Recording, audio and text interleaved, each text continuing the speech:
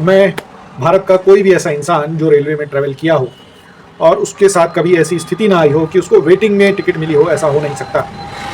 कभी ना कभी वो अपने लाइफ में ट्रैवल करते समय उसकी टिकट वेटिंग में ज़रूर रही होगी और वो या तो ट्रैवल कर पा रहा होगा या फिर किसी तरीके से वो आगे गया होगा। अभी फ़िलहाल सिचुएशन ऐसी है कि वेटिंग लिस्ट वालों को या फिर जिनकी टिकट कंफर्म नहीं है उनको तो ट्रेन के डिब्बों में घुसने नहीं मिलता। इसी कारण अब जनरल टिकट की जो डिब्बे हैं वो बढ़ाए जा रहे हैं। लेकिन पहले ऐसा होता था कि अगर आपके पास रेलवे स्टेशन के रिजर्वेशन काउंटर की वेटिंग टिकट है तो आप रेलवे रिजर्वेशन कोच में बैठ सकते थे स्लीपर के और अपनी यात्रा कर सकते थे, लेकिन अब ऐसा नहीं होता।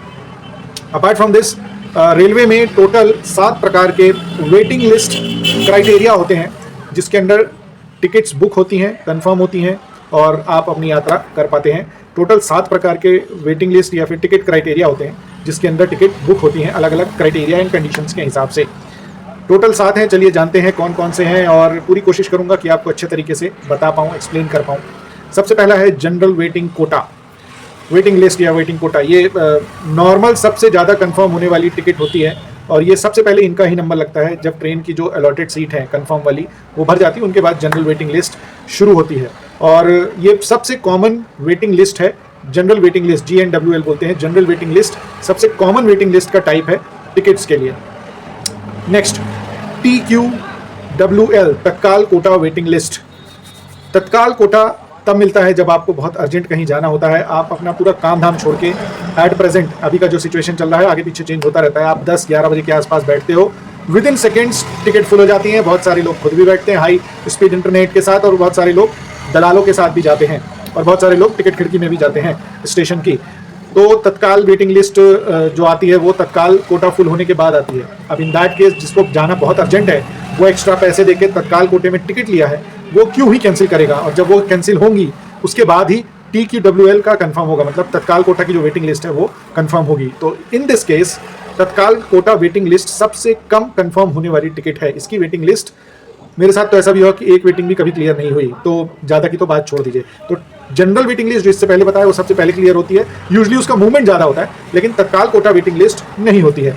मेरा जो एक्सपीरियंस है आज तक का, वो तत्काल कोटा वेटिंग लिस्ट क्लियर नहीं होता है। Pooled quota waiting list, pooled quota waiting list एक ऐसा है, थोड़ा सा ये कंफ्यूजन भी है बहुत सारे लोग को समझने में। मैं आपको एक एग्जांपल देके बताऊं कि सपोज कीजिए कोई ट्रेन है जो दिल्ली से कोलकाता जाने वाली हो वाया लखनऊ एंड कानपुर। दिल्ली से लखनऊ तक की एक टिकट बुक है और कानपुर से हावड़ा तक की टिकट बुक है। अब ये जो लखनऊ से कानपुर तक का जो एरिया है वो खाली है। अब उस सिचुएशन में किसी को टिकट मिलती है या फिर पूल्ड कोटा वेटिंग लिस्ट दिया जाता है तो वो 1 या 2 जने को ज़्यादा दिया जाता है और उन दोनों को एडजस्ट करके वो फिर आगे चल के RAC में भी कन्वर्ट होती है और कई बार कन्वर्ट भी हो जाती है। लेकिन जो सबसे कम मूवमेंट लेता है, मतलब वो जो वेटिंग लिस्ट में सबसे कम खिसकती है वेटिंग लिस्ट, वो होती है PQWL की, pooled quota waiting list. Remote location waiting list RLWL वो वेटिंग लिस्ट होती है जो दूर दराज के कहीं रिमोट लोकेशन से इशू की टिकट होती है, उनको RLWL मिलता है तो उनको वो वेटिंग लिस्ट में डाला जाता है और इस तरह की टिकट क्लियर होने में थोड़ा ज़्यादा चांसेस होते हैं क्योंकि उनको रिमोट लोकेशन की प्रियोरिटी मिल जाती है। अलग सा कहीं दूर दराज का या फिर उस लाइन में नहीं है लेकिन आसपास से है तो डेफिनेटली कहीं कहीं रोड लिखा होता है, तो इस तरह के जो स्टेशन होते हैं वहाँ की जो वेटिंग लिस्ट होती है वो RLWL वेटिंग लिस्ट में जाती है और इसके क्लियर होने के चांसेस कंपैरेटिवली ज़्यादा होते हैं। RSWL road side waiting list. Suppose करें कि कोई यात्री टिकट करवाया है दिल्ली से मुंबई ट्रेन का और उसका जो चढ़ने का स्टेशन है वो दिल्ली से ही है, मतलब जहाँ से ट्रेन स्टार्ट हो रही है वहाँ से ही चढ़ने का उन्हें रिजर्वेशन कराया है और वो वेटिंग लिस्ट में जाता है तो वो रोड साइड वेटिंग लिस्ट में जाता है और इसके भी क्लियर होने के चांसेस कंपैरेटिवली अच्छे होते हैं, ज़्यादा होते हैं। नेक्स्ट है NOSB। ये एक्चुअली वेटिंग लिस्ट नहीं है, ये एक टिकट का टाइप है। It's a type of ticket जो यूजली 12 साल से कम जो बच्चे होते हैं उनके लिए होता है और ये जो टिकट होता है वो बिना सीट बर्थ के है। NOSB, नो सीट बर्थ इसका फुल फॉर्म होता है। उसमें 12 साल से छोटे बच्चों को टिकट का हाफ चार्ज लेके ट्रैवल करने का परमिशन हो जाता है लेकिन उनको कोई बर्थ नहीं मिलता, इसलिए इसको NOSB, नो सीट बर्थ बोला जाता है।